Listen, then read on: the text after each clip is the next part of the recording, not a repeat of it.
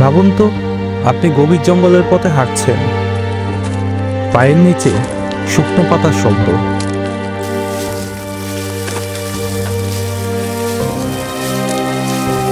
হঠাৎ ঝোপের ভিতর থেকে একটা হিস হিস আওয়াজ, একটা সাপ।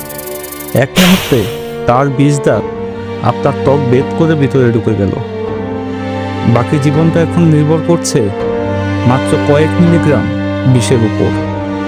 কিন্তু এই প্রাণঘাতী বিষের মধ্যেই আছে এক আশ্চর্য গোপন রহস্য, যেটা আবার মানুষকে বাঁচায় মৃত্যুর মুখ থেকে।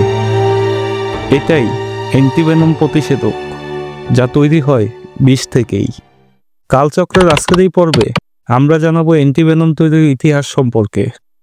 অ্যান্টিভেনম সম্পর্কে বিস্তারিত জানতে আজকের এই পর্বটি শেষ পর্যন্ত দেখুন।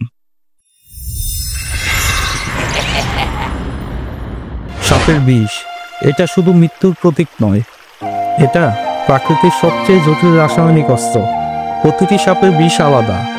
কারো বিষে থাকে প্রোটিন, যা রক্ত জমাট বাঁধায়, আবার কারো বিষে এমন এনজাইম থাকে যা শরীরের কোষ গলিয়ে দেয়।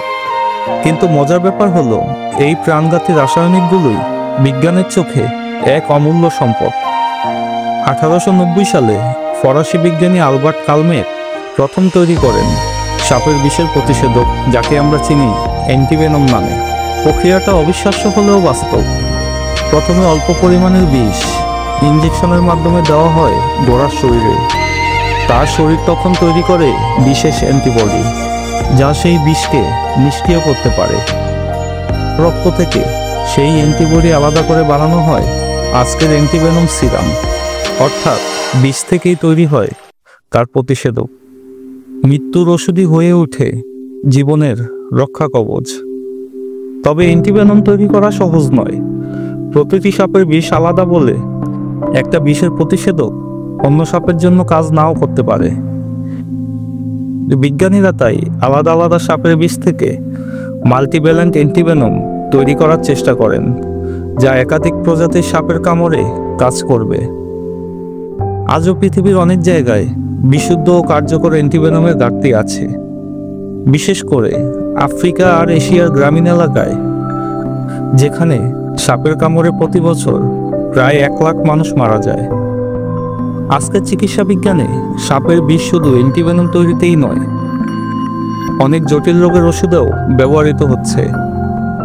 বাইপাস সাপের বিষ থেকে তৈরি হয়েছে ক্যাপটোপিল নামের রক্তচাপ কমানোর ওষুধ। কোবরা সাপের নিউরোটক্সিন নিয়ে চলছে ক্যান্সার থেরাপির গবেষণা। অর্থাৎ যেই বিষ একসময় মৃত্যুর প্রতীক ছিল, আজ সেটা মানুষের ভবিষ্যৎ জীবনের আশা হয়ে উঠেছে।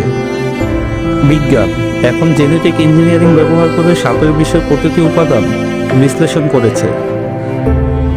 তারা চেষ্টা করছে কৃত্রিমভাবে এমন অ্যান্টিভেনম তৈরি করতে যা আরও দ্রুত, নিরাপদ এবং সস্তা হবে।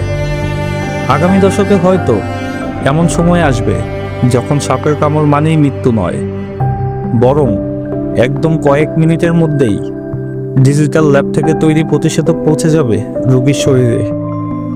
সাপের বিষ, যেখানে একদিকে মৃত্যু লুকিয়ে আছে, সেখানে অন্যদিকে জীবন খুঁজে নিচ্ছে নিজের পথ। প্রাকৃতিক নিয়ম এমনই, যা ধ্বংস করতে পারে সেটাই আবার রক্ষাও করতে পারে। আর তাই অ্যান্টিভেনম শুধু একটা ওষুধ নয়, এটা মানুষের অধ্যবসায় এবং বিজ্ঞানের বিজয়, আর জীবনের প্রতি প্রকৃতির গোপন প্রতিশ্রুতি। কালচক্রের আজকের এই পর্বটি আপনার কাছে কেমন লাগলো তা জানাতে একটি লাইক দিন এবং কমেন্ট করে আপনার মতামত জানান। আর এরকম রহস্যময় ঘটনাগুলো জানতে চ্যানেলটি সাবস্ক্রাইব করে রাখতে পারেন।